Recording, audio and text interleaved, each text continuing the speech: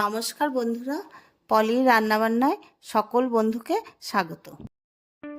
আজ শেয়ার করছি খুবই প্রিয় এবং পুরনো একটি রেসিপি, খারকোল পাতা বাটা। এই পাতাকে অনেকে খারকোল বা কেউ ঘ্যাটকোলও বলে থাকে। গরম ভাতের সাথে এই পাতা বাটা খেতে দারুণ লাগে। আশা করছি আপনাদের ভালো লাগবে। যারা আমার চ্যানেলটি সাবস্ক্রাইব করেননি প্লিজ সাবস্ক্রাইব করে রাখবেন এবং ফেসবুক থেকে যারা দেখছেন চ্যানেলটি ফলো করতে ভুলবেন না। তাহলে চলুন কিভাবে আমি খারকোল পাতা বাটলাম দেখে নেওয়া যাক।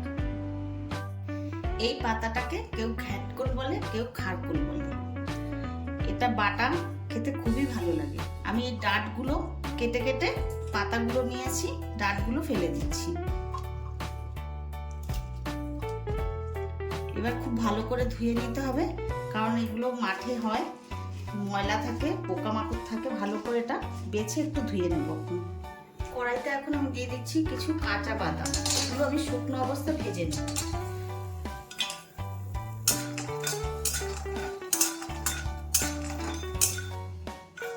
বাদামটা ভাজা ভাজা হয়ে গেছে। এবার দিয়ে দিচ্ছি কয়েক কোয়া রসুন আর কাঁচা লঙ্কা।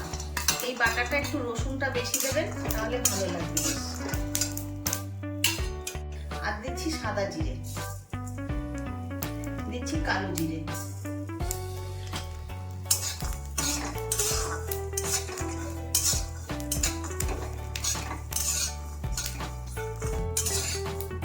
ভাজা হয়ে গেছে। এবার কড়াই থেকে আমি একটা অন্য পাত্রে ঢেলে নিচ্ছি।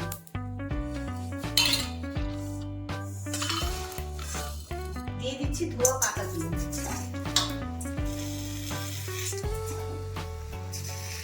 দিয়ে দিচ্ছি লবণ।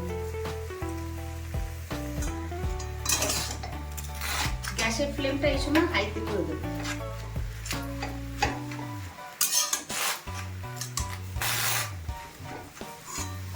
এবার ঢাকা দিয়ে দিচ্ছি, গ্যাসের ফ্লেম কমিয়ে 5-6 মিনিটের জন্য ঢেকে রাখছি।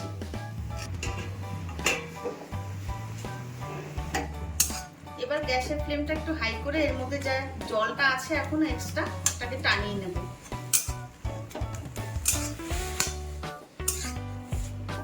কতটুকু হয়ে গেছে পাতাটা।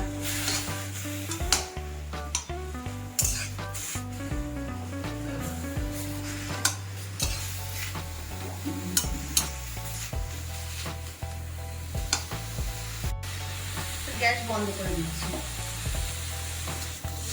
পাতাটা আমি শিলনোড়া নিয়ে নিয়েছি, আর এগুলো নিয়ে নিচ্ছি শিলনোড়াতে। এবার আমি বেটে নিচ্ছি। আমি শিলনোড়াতে বাটছি, আপনারা চাইলে মিক্সিতেও পেস্ট করে নিতে পারেন।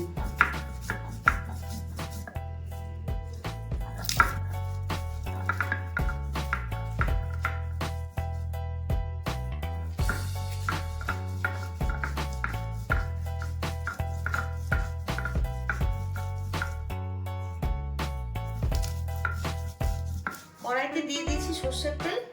এবার দিয়ে দিচ্ছি পাতা বাটাটা।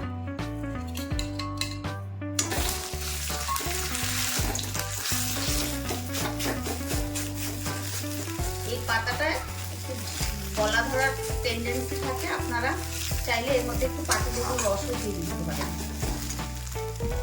আমি একটু মিষ্টি দিচ্ছি, গুড় দিলাম। আপনারা চাইলে এখানে চিনিও ব্যবহার করতে পারেন। পাতা সিদ্ধ করার সময় লবণ দিয়েছিলাম, আমি একটু টেস্ট করে দেখেছি, লবণ লাগবে না।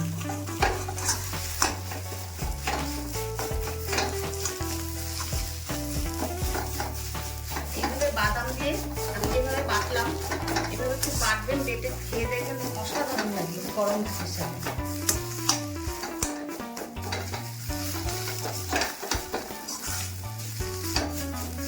হয়ে গেছে, আমি এবার গ্যাসটা বন্ধ করি।